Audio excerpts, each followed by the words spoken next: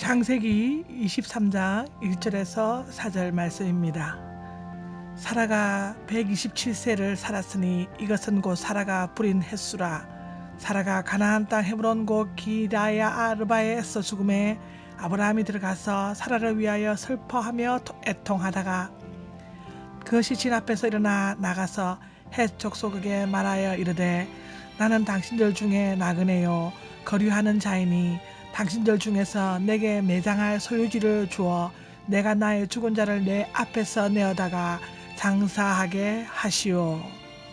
왜 히시루 해와 사라 메아 사라 웰렐림 사하 위세바 살림 세네 해예 사라 에테메 사라 베쿠얏 아바 해 헤블루린 벨릴레 케나엠 웨소보 아브라함 리팻 레사라 윌 보코타 웨세람 아브라함 메아 페네 메토 웨이다브레 페네엘 헷 레모 지아 웨토 삽 어노키 이마킴 테루 헤자트 콰바 이마캠 위쿠베다 메타 멜러파니.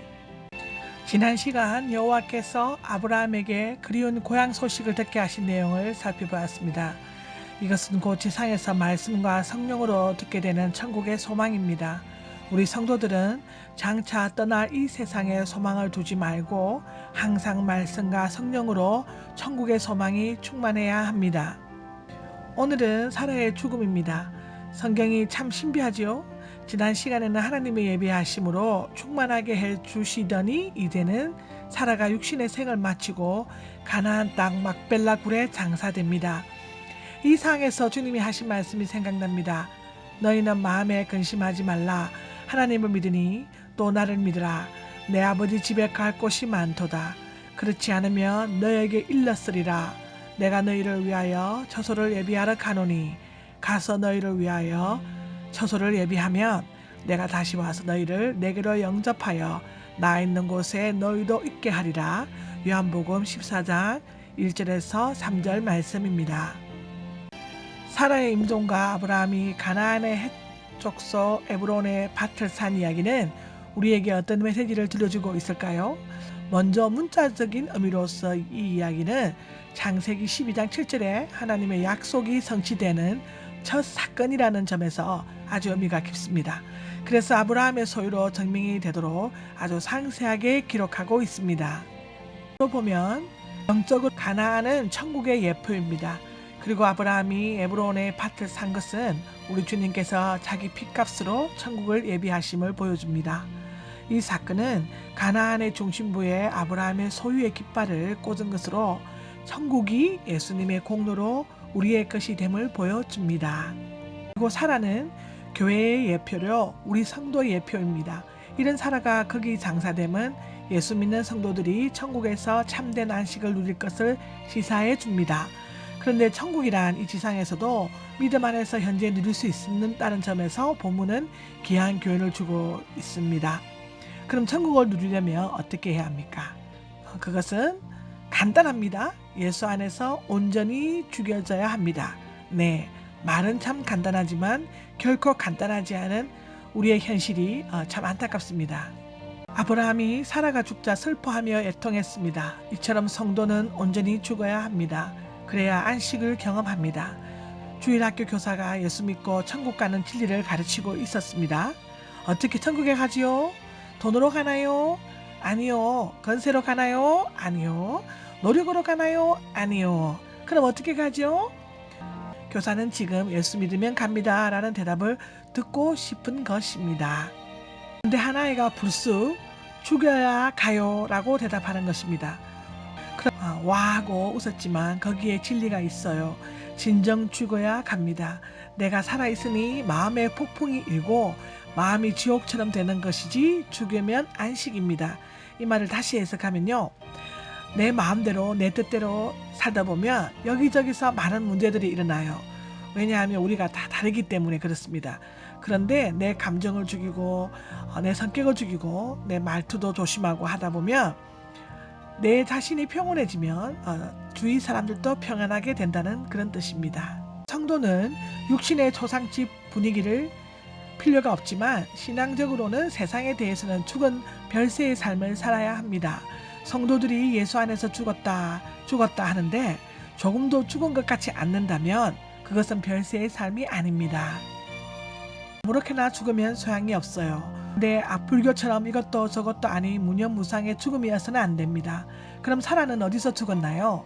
2절에 사라가 가나안 땅 헤브론 곳 길랏 아르바에서 죽었다고 했습니다. 여기 헤브론은 먼저 연합 동맹이라는 뜻입니다. 우리도 거기서 죽어야 합니다. 즉 우리의 죽음은 예수 그리스도와 연합된 죽음이어야 합니다. 다음에 헤브론의 옛 이름을 살펴보면 길랏 아르바인데 바로 거기서 죽어져야 하는데 그 의미는 내 구역의 성읍, 내 도시입니다. 이 내 도시란 무엇일까요? 사는 성경에서 세상을 상징합니다. 그러니까 사라가 헤브론 곳 기랴르바에서 죽었다는 것은 우리가 예수 그리스도 안에서 죽되 이 세상과 죄에 대하여 죽는 그런 죽음이어야 함을 보여줍니다. 죽는다 해도 달리 죽으면 안 되고 이 죽음이어야 합니다. 그렇지 않고 도덕이나 수양이나 다른 것으로 말미암아서는 약간의 도움은 될지언정 우리가 천국은 누리지 못합니다. 그래서 갈라디아 2장 20절에 내가 그리스도와 함께 십자가에 못 박혔나니 그런즉 이제는 내가 산 것이 아니요 오직 내 안에 그리스도께서 산 것이라 했습니다. 그리고 갈라디아서 6장 14절에는 내게는 우리 주 예수 그리스도의 십자가 외에 결코 자랑할 것이 없으니 그리스도로 말미암아 세상이 나를 대하여 십자가에 못 박히고 내가 또한 세상을 대하여 그러하니라고 했습니다. 예수님만이 우리에게 참 죽음을 선사할 수 있지 달리는 결코 죽을 수 없습니다. 그리고 이렇게 죽을 때만이 우리의 삶에 참된 천국을 누리게 됩니다. 천국을 누리려면 성령의 도움이 필요합니다. 3절 4절에 그 시체 앞에서 일어나 나가서 헷 족속에게 말하여 가로되 나는 당신들 중에 나그네요 우고한 자니 청컨대 당신들 중에서 내게 매장지를 주어 소유를 삼아 나로 내 죽은 자를 내어 장사하게 하소서 했습니다.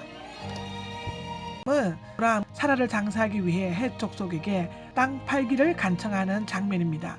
가나안에는 여러 족속의 사람들이 살고 있었지만 가나안 땅을 헷 족속의 땅이라고 일컬을 만큼 헷 족속이 가나안의 주요 거민입니다. 그래서 헷 족속이 있는 땅이 가나안이요 가나안 땅이 바로 헷 족속의 땅으로 불리웠습니다. 그들의 도움 없이는 사라를 장사하지 못해요. 이처럼 우리가 복음으로 보면 예수 안에서 죽었지만 어떤 분의 도움이 없이는 죽음을 경험할 수가 없습니다. 그분이 누굴까요? 거민들 바로 성령님이십니다. 헷 족속의 지배 아래 가나안이었듯이 우리도 예수님 성령의 지배 아래 천국이에요. 그들이 돕지 않으면 안 될 귀한 매장지는 바로 옛 사람을 장사하는 성령 세례의 상징입니다. 아멘. 예수 안에서 죽었지만 성령 세례로서 아주 십자가 아래 매장이 되어야 합니다. 그래서 늘 성령으로 나의 옛 사람을 죽여야 합니다. 로마서 8장 12절 13절에도 육신에게 져서 육신대로 살 것이 아니라 너희가 육신대로 살면 반드시 죽을 것이되 영으로 몸을 행실을 죽이면 살리니 했습니다. 그때 수고를 그치고 쉬게 되면 계시록 14장 13절에 나와 있습니다. 심령에 의할 평강과 희락이 넘쳐나는 것입니다. 로마서 14장 17절의 기록입니다. 를 공부한 것은요, 우리가 우리를 죽여야 천국을 알 수 있다는 말씀이 결론인데요. 저는 매일 새벽 기도를 가고 새벽 찬양대에 서고 매일 아침 365일 하나님을 만납니다. 제가 건강해서 남보다 건강한 사람도 아니고요. 제가 많이 아프고 또 남들보다 애도 아직 13살이고 제가 나이가 55이다 보니까 애도 아직 많이 어리고 여러 가지 환경 속에 있지만 제가 새벽 기도를 가는 것은 하나님을 만나기 위해서 갑니다. 나와 하나님과의 이 하루에 주어진 24시간 속에 나와 하나님과의 시간이 아침에 잠시 2시간 정도의 시간을 하나님과 함께 보내고 찬양하고 말씀 듣고 시작하는 이 삶이 너무나 평온하고 제 마음속에 천국인 것입니다. 제가 아는 천국을 여러분도 다 같이 느끼시며 우리가 천국 하나님 만나러 가는 그날까지 이 세상에 살 잠시 인생에 천국을 매일매일 느끼시면서 살아가시기를 축원하고 기도드립니다. 감사합니다. 아멘.